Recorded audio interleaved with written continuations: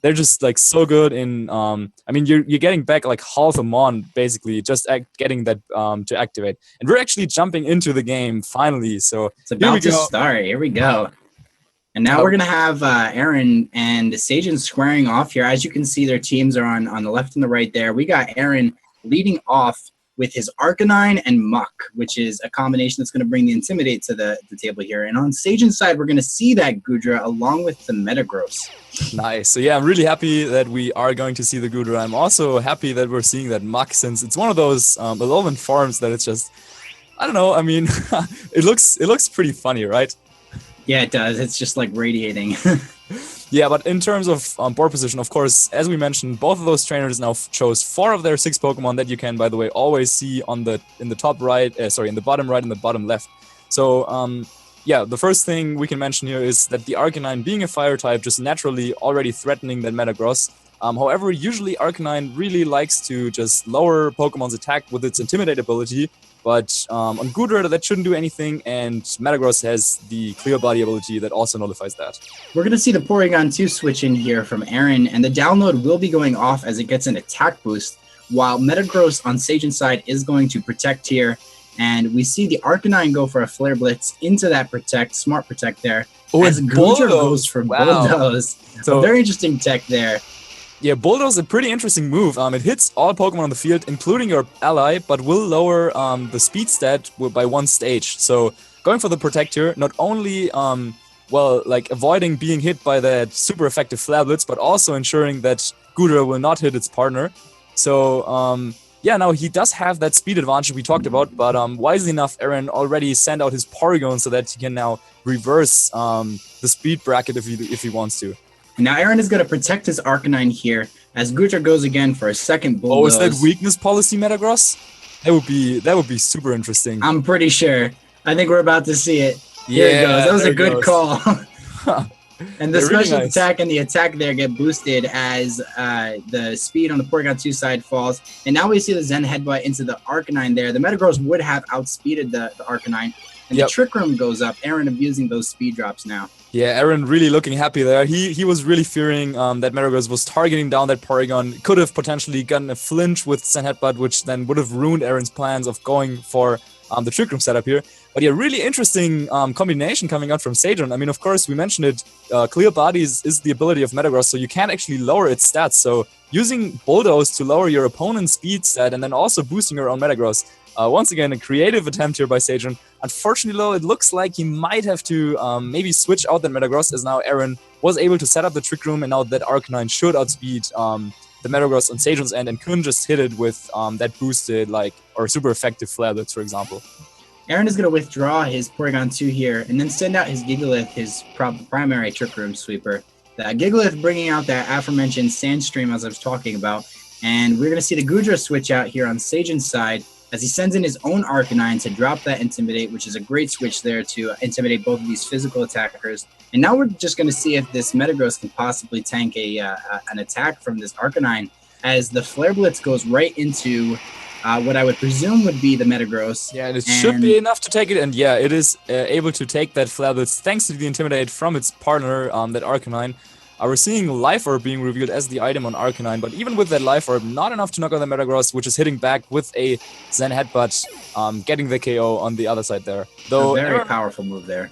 Yeah, though Aaron was able to bring in that Gigalith, and now Metagross on Sejun's end is pretty low on HP, so that Gigalith, he would assume, is now the slowest thing on the field. However, maybe has to worry about a boosted Bullet Punch coming out from that Metagross. But yeah, Gigalith, one of the best answers you can have to Arcanine. So even though Aaron just lost a Pokemon in his Arcanine, and of course he probably would have preferred just knocking out the Metagross straight away, he still has that Trick Room going for him, and also bringing in the Muck right now, so he's looking to do a ton of damage this next turn. Yeah, the Gigalith here offering so much pressure because there's not much on Sejun's team that can actually switch into what would possibly be a Rock Slide or even a Z move there with the Continental Crush. So Sejun going to be probably utilizing his Protects very efficiently and switching out into the Goodra here to possibly tank that attack. As Metagross does go for a Protect, maybe opting not to get Shadow Sneaked by Muck there. As the Shadow Sneak comes right out, we are going to see the Z move from Aaron here, most likely going to be the Continental Crush. Yeah, and it should be going straight into that Gudra, since one way you can like play against Trick Room is to just protect and switch around, because Trick Room only lasts for 5 turns. So you want to make sure that if you set up the Trick Room, you want to make like most out of those turns. And if you're the one who doesn't like the Trick Room being around, then you try to switch around a little bit. And by going for that Continental Crush, even if, say, that Arcanine had protected, the Z moves are actually so powerful that they hit through protect. So that would have done a little bit of chip damage to the Arcanine to then potentially like guarantee a knockout in the next turn. So even though there was a potential for Sejun to just waste that Z move, so to say, with the protect, I do think it was a good call by Aaron to just go for that and ensure that he does a ton of damage that turn and abuses his Trick Room turns. Yeah, I think you got a great amount of damage off onto the Gudra there. Intimidate showing exactly why it's such a good ability in VGC, because it actually will affect both of the Pokemon on your opponent's side of the field. We are going to see a Sejun switch back out into Arcanine here, once again, getting off another Intimidate. Yeah, and he probably hopes to take that weak Shadow Sneak, and there it is. I'm already really used to like pick up very, very low HP targets, just like that Metagross. And there is the Rock Slide. Will it be enough? It's not enough to knock out the Gudra, actually, so that can go ahead and fire off a Dragon Pulse here. Getting off good essential damage there into the Muck. We know that Muck usually tend to carry those Super Citrus Berries we were talking about earlier. Yep. So it's a weird game where you want to try and not get it down to its berry and then pick up the knockout. So definitely essential for how Sejun's going to play this matchup, as the Sandstorm actually does knock out his Gudra. Yeah, it's a bit unfortunate, but at the same time now he gets to switch into the Pokemon he wants. Probably Metagross is not the best switch in here, as we already saw the Shadow Sneak being a thing on the Muck. But his last Pokemon can probably make an appearance here. And yeah, it is going to be that Pheromosa. So this is where Pheromosa is not exactly at its best. I think this is the last turn of Trick Room. So what Sage is probably going to be doing here is utilizing that last turn of what he's just going to protect and keep his Pheromosa on the field. Don't know if his Arcanine is Arcanine might carry protect. We haven't seen that yet, so we don't know if he might want to switch out here. And we haven't seen all 4 of his Pokemon yet, so he might even want to capitalize on this opportunity to take get the switch out into something that could what could possibly tank these hits. Yeah, maybe like something like. Oh, we do know the Metagross is actually in the back. My bad. Oh yeah, sorry. I thought for Aaron, like if he switches out the Gigalith here, since it's been intimidated and now it's staring down a Pheromosa, so maybe not the most pleasant situations. But he actually decided to switch out of the Muck into his Porygon 2. So now, yeah, it'll be interesting seeing whether Sejun read into that and maybe decided to go for a very risky attack here with his Pheromosa, or if he just plays things safe and goes for the Protect. He is going to go for that Protect there. Now, the late game here is very important because as Gigalith tries to get off some damage there, we know that the Pheromosa doesn't have a spread move. It's not going to be able to take out both of the Pokemon on the field. And the Arcanine doesn't actually threaten the Gigalith. So what we would assume is that he's probably going to have to target down the Porygon 2 to prevent the Trick Room from going up. But unless the Arcanine can do anything about that Gigalith, we don't know if that's the case. Yeah, so tough spot if you're Aaron here, because while Gigalith probably would be able to knock out the Pheromosa with like a Stone Edge, I'm not so sure after all those Intimidates we just saw coming in. And yeah, just looking at the Pokemon he has available to him, the Gigalith, the Porygon, as well as the Muck, like all of those are pretty slow compared to basically like everything on Sejun's team. So while Sejun's last Pokemon, the one he has in the back of the Metagross, is at pretty low health. The Pheromosa is probably the key Pokemon in this situation right now, because both the Porygon and the Gigalith are weak to fighting types attacks. We did not see a Z move coming out from Sejun yet, so it could be that Fightium Z, but nope, we're actually just seeing a regular high jump kick knocking out the Porygon 2. That should get a boost in attack, maybe. Could also be speed. It is actually speed. Beast Boost is a new introduced ability that all the Ultra Beasts have, which boosts whatever is the highest stat, and it turns out that Sejun opts the speed to be the most valuable thing on his Pheromosa. Flabber's doing a little bit of chip to that Gigalith, and now the Stone Edge is coming out, and whether that KOs or not will be pretty crucial. It doesn't, which is impressive. The Pheromosa surviving there is so essential. That's why, Pheromosa actually using high jump kick over something like Close Combat, which actually doesn't get access to, is kind of interesting there. You take the risk and reward of what high jump kick can do back to you if you miss. Yeah. but it survived there, which is great. Yeah, but we've seen the Shadow Sneak coming out from the muck on Aaron's end before, so it's super close. Like, Aaron has the healthier Pokemon, and Sejun's, like, he has more Pokemon, but all of them are pretty weak. So maybe we're looking at a Shadow Sneak sweep here coming out from that muck. So, yeah, Sejun, I don't know, like, I think if you're Aaron, the Gigalith tries to take care of that Arcanine, and Muck will target the Pheromosa with Shadow Sneak. So even if Sejun's Arcanine gets off an attack on the Muck, we don't know if that would be enough to knock it out. Probably not. And then there's still that, presumably the berry waiting on the Muck to activate and heal back a lot of its health. So yeah, it might seem like Aaron might be able to take this. And we're going to see the Shadow Sneak there into the Pheromosa, and it's going to pick up the knockout, which was very important because that was the thing threatening the most damage on the field. Arcanine going to go for the Flare Blitz into the muck, and if this is enough damage to pick up the knockout, which it isn't actually, that was the determining turn in the match because the Metagross is going to come in here. And, yeah, but Gigalith can still miss, as both the Rock Slide or Stone Edge have a chance to miss that Arcanine.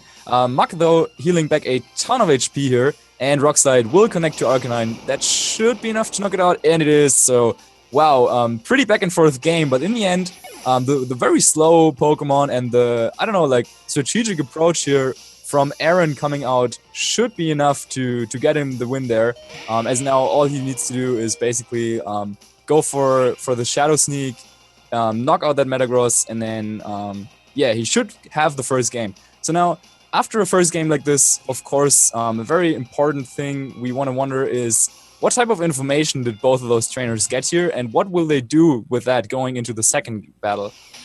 Yeah, I think it's important for Aaron to note that obviously Sejun's team does struggle against Trick Room, so getting off his Trick Room is important, and seeing the Pokemon that Sejun led there with the Goodra and Metagross, he wasn't afraid to just bring his Porygon 2 in and go for the Trick Room and start sweeping. I think Sejun might not have predicted that to happen because he could have switched into the Pheromosa. It's not a Pokemon that you really want taking damage, though. So that's, that's pressure. It was good on Aaron to keep pressure on the field. He had the Arcanine on the field at the time. It's very essential to how this matchup plays out.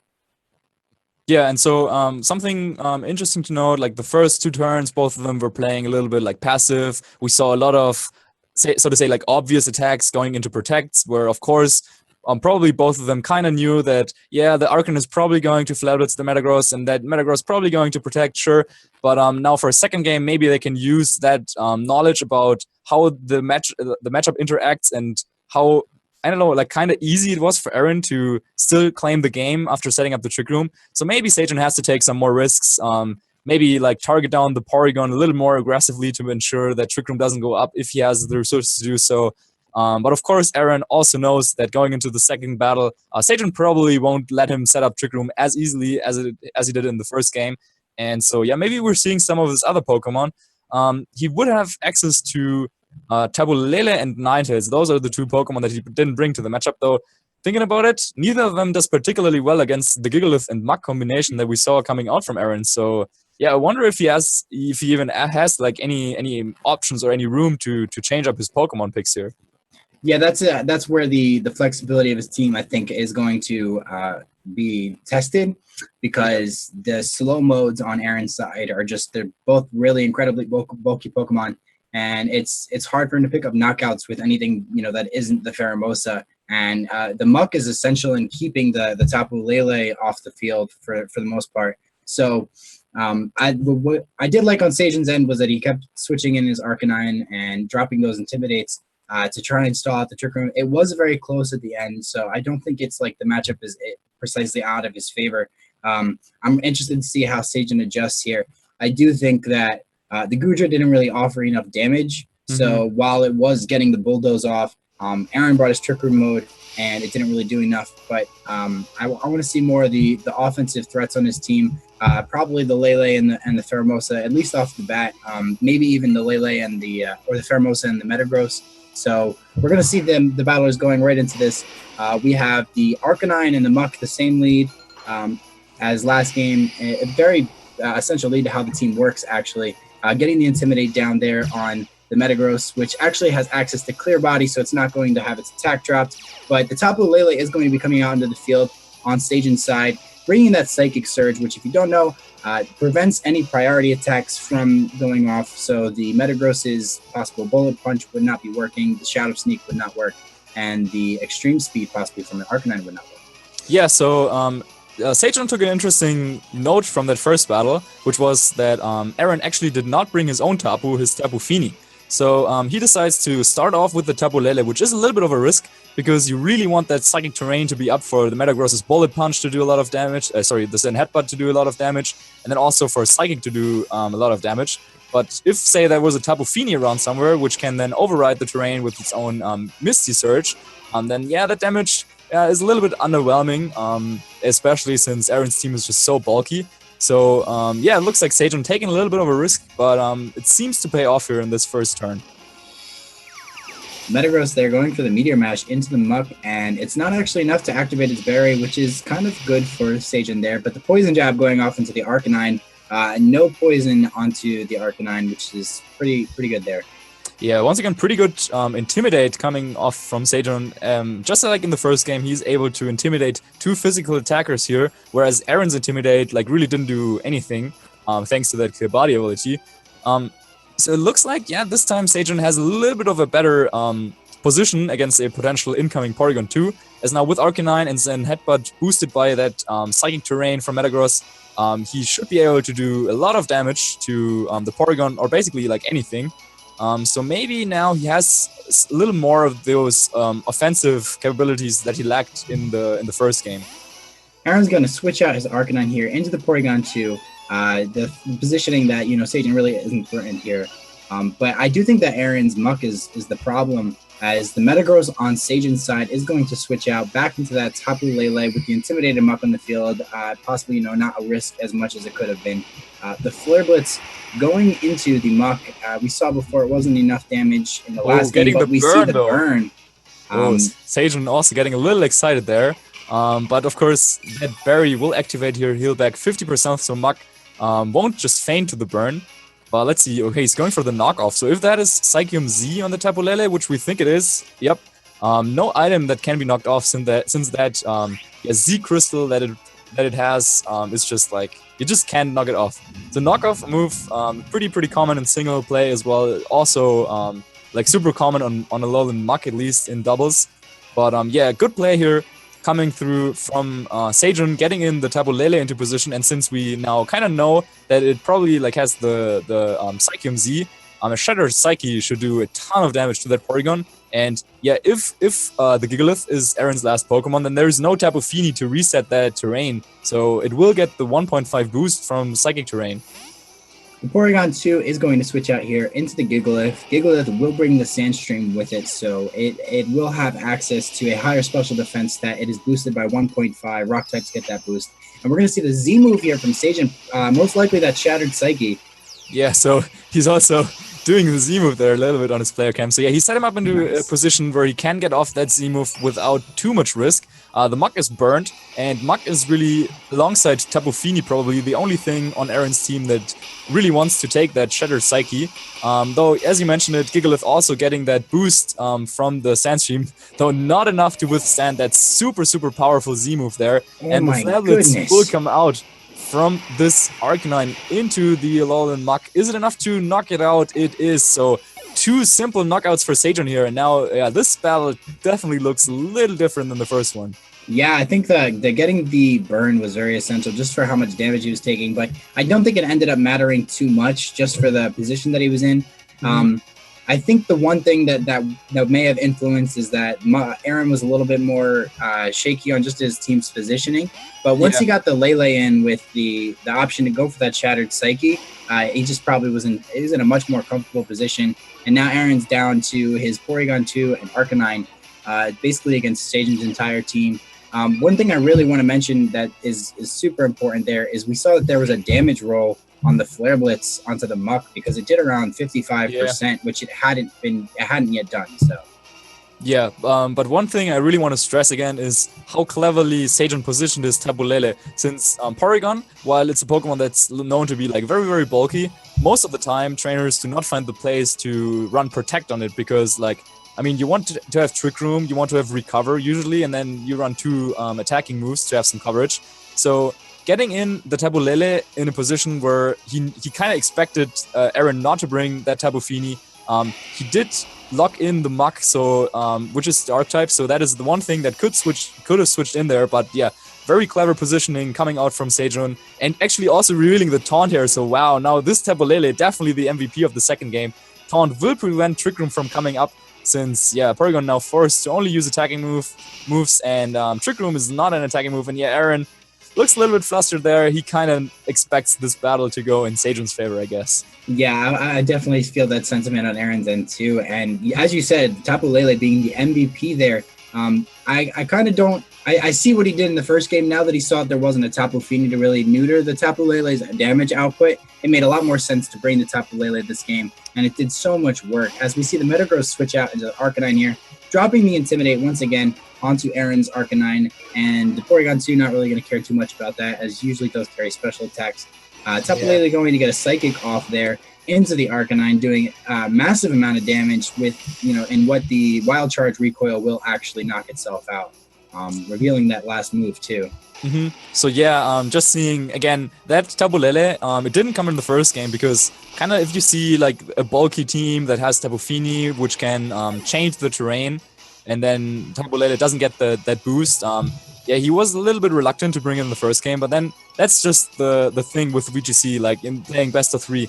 He saw that his opponent did not opt to bring the Fini in the first game, so he kind of expected him not to do the same thing, or he expected him to do the same thing in the second game as he did in the first game. So now for the third game, it'll be like anyone's game, basically.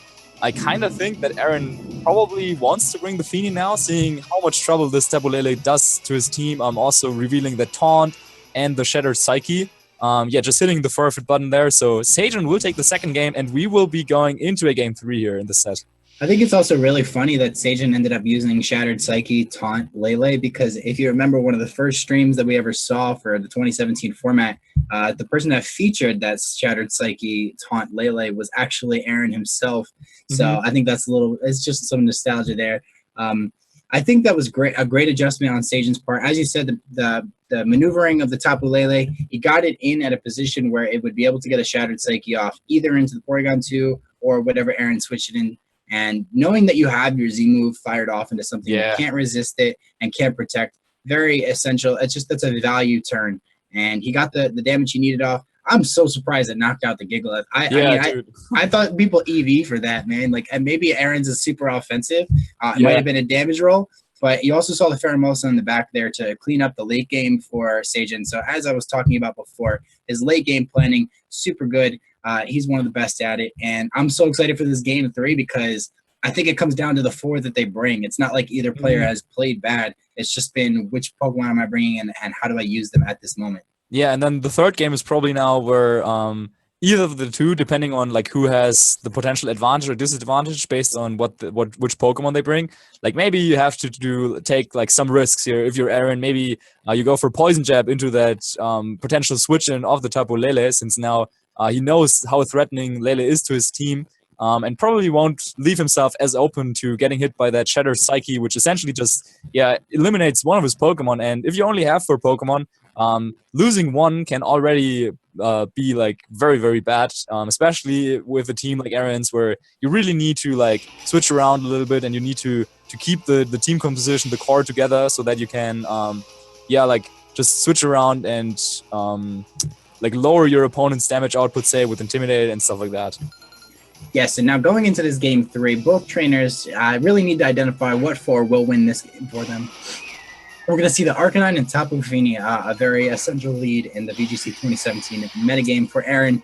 And we're going to see the Tapu Lele and Pheromosa, possibly one of the most offensively threatening leads in the metagame on Sejun's side, especially in his hands, somebody that knows exactly how to use these super offensive threats.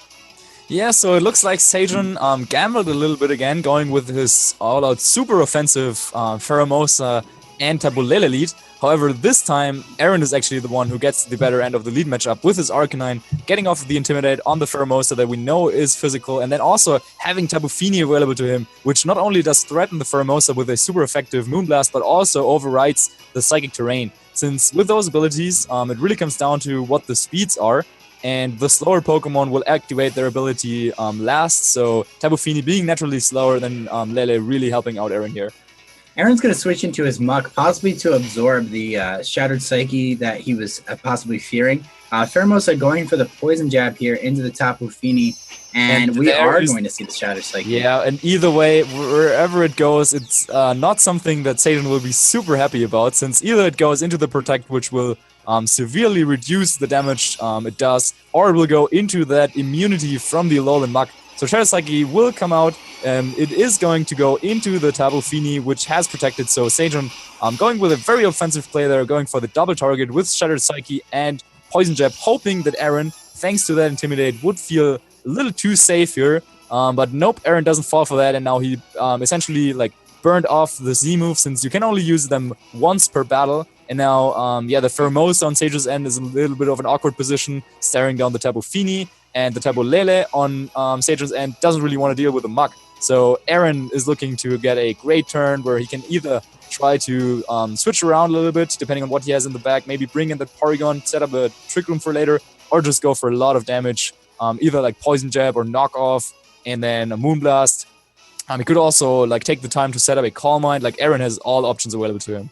The Pheromosa is going to switch out and get rid of that attack drop that it had and bring an attack drop of its own into that Muck.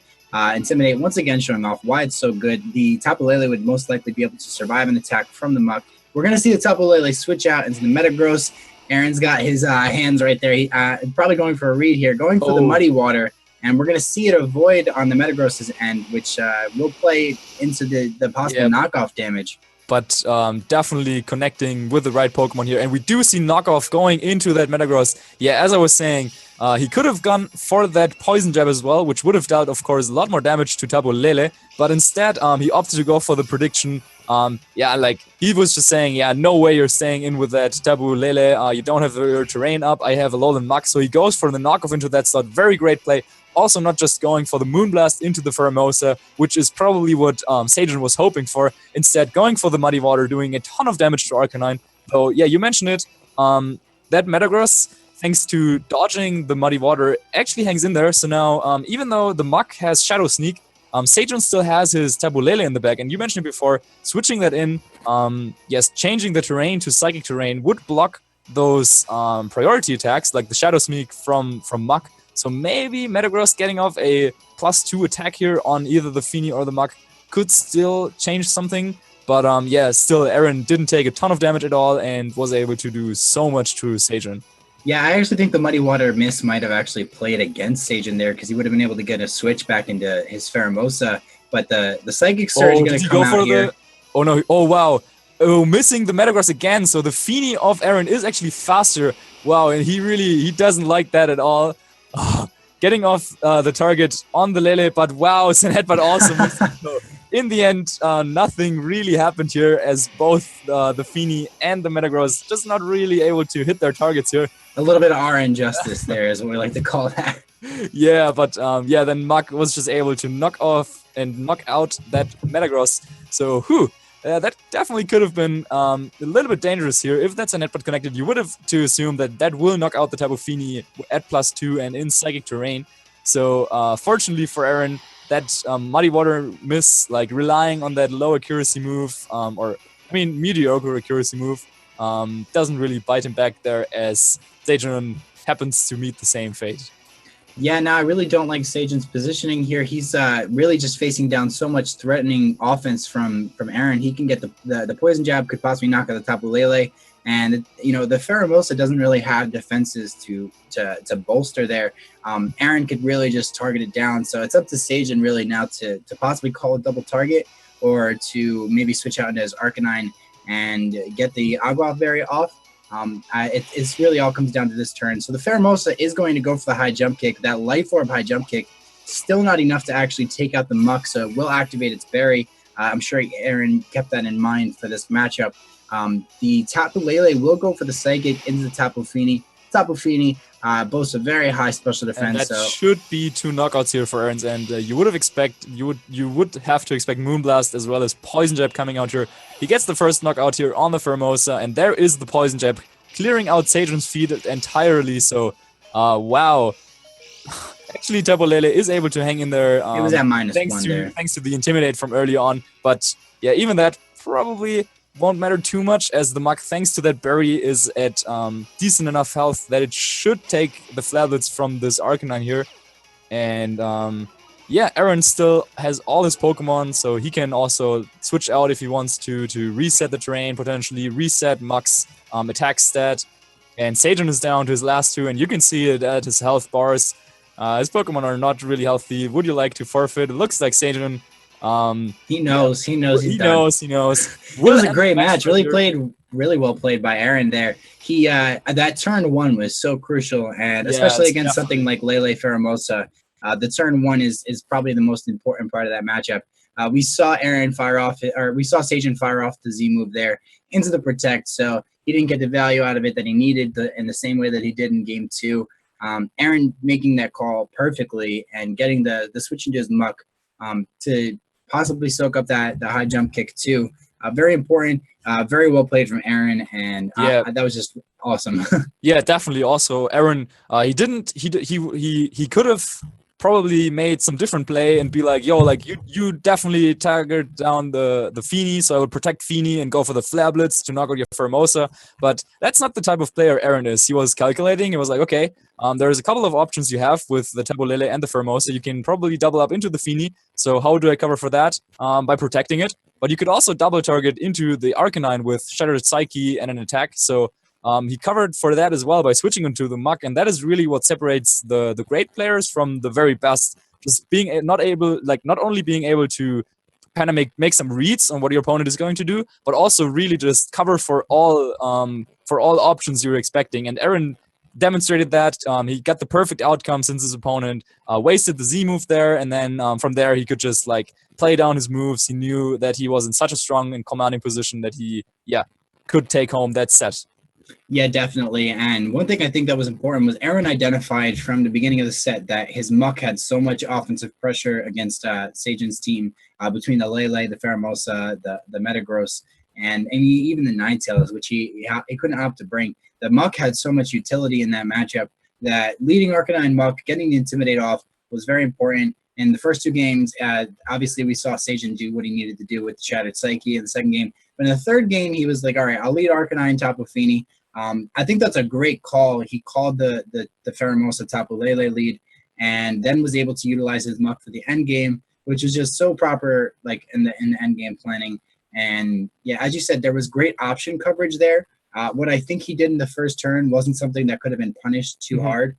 And even if Sejun read into that perfectly and went for like a high jump kick Moonblast, still wouldn't have knocked out the Muk.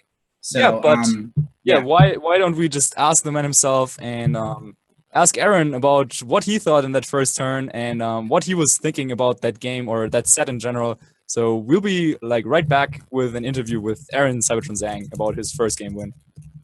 Hello, what's going on, guys? And welcome back to the ONOG Pokemon Invitational presented by Geico. I am joined here by our first match's winner, Aaron Cybertron Zheng, the winner of that match, somebody very well known in this community. Tell us a little bit about how that match went, Aaron.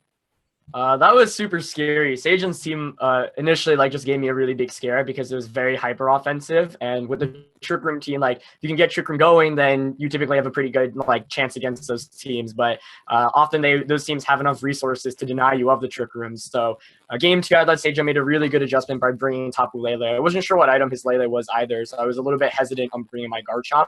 Because Garchomp does threaten Lele a little bit, especially with the Z move, but with Choice Scarf, if it does have it, it's a completely different game. So yeah, I was really worried. But game 3, turn 1 played out exactly how I hoped it to, and I was in a really good position. He wasted his Z Crystal, and I was just able to go from there.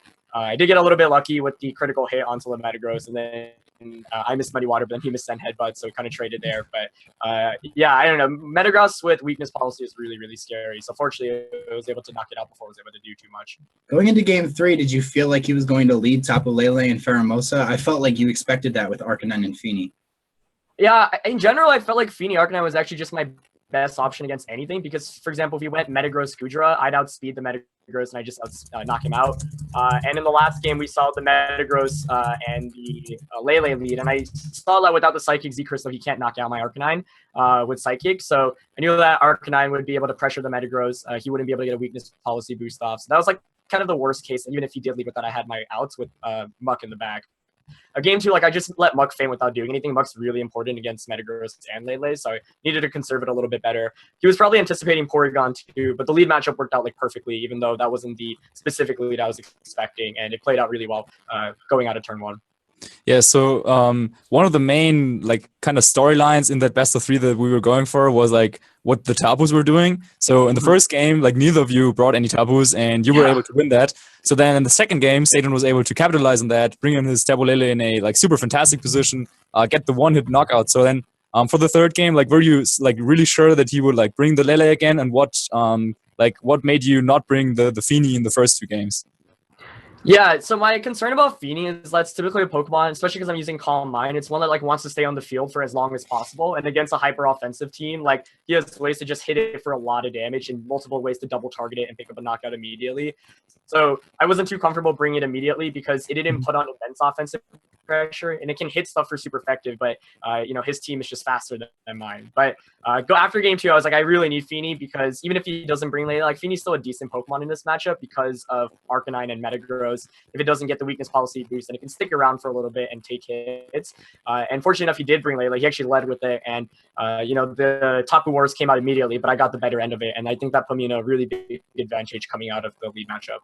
Yeah, definitely. And also we were talking about how in that first turn, like sure, it looked like super cool, like he was doubling into your Protect and wasted the Z move, but just also like switching into the Muck, I mean, you didn't really have too much to lose. I mean, who would, I don't know, double up into the Arcanine slot with, I don't know, Moonblast or something. So yeah, just very great showcase of a great play.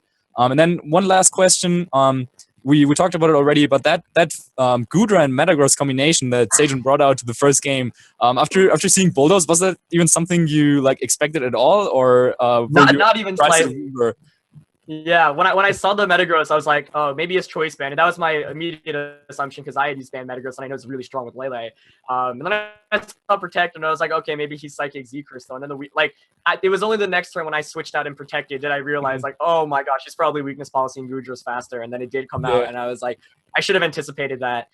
Even at +2, I don't think he would have knocked out my Porygon. So I was like, yeah, I was pretty relieved, but still, that was really scary because anytime Metagross is at +2, like it's already so strong with its base attack. And the Bulldoze actually did help me out though, because then my Arcanine was slower, so I could set up Trick Room and go from there. But I thought Sejun did a really good job outstalling my Trick Room. I didn't think Goodra would be as bulky as it was. It took that Z move from my Gigalith really well. Like I thought I'd be able to get a guaranteed knockout, so I basically wasted like a turn of Trick Room, not picking up a knockout and putting on some more pressure. But yeah, Muck was able to hang on there in the end with literally 1 HP and clutch it out. Oh, actually 1 HP? It was literally 1 HP. Wow, that's crazy. So I got super lucky there. Yeah, all right. Well, thanks for a great match, Aaron, and good luck in the rest of the tournament. As we saw there, the Metagross did carry the weakness policy, and while it didn't provide to be too effective for Sejun there, if you are looking to pick up an effective policy, you can go check out our sponsor, Geico, who is an insurance agency, and they're the people that brought this tournament to life and gave it prize support, and we're so thankful to them for this opportunity to make Pokemon something so that something we could celebrate and bring these high caliber competitors together. So go check them out on Twitter at Geico Gaming, and just give them a shout out. Tell them that you're happy to see these things happening, and we'll be right back after this.